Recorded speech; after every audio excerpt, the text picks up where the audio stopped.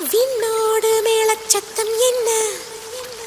மண்ணோடு சின்ன தூரல் என்ன, எங்கேதான் சென்றாயோ இப்போது வந்தாயோ, சொல்லாமல் வந்தது போல் இல்லாமல் போவாயோ, தப்பாமல் மீண்டும் சந்திப்பாயோ, நீ வரும்போ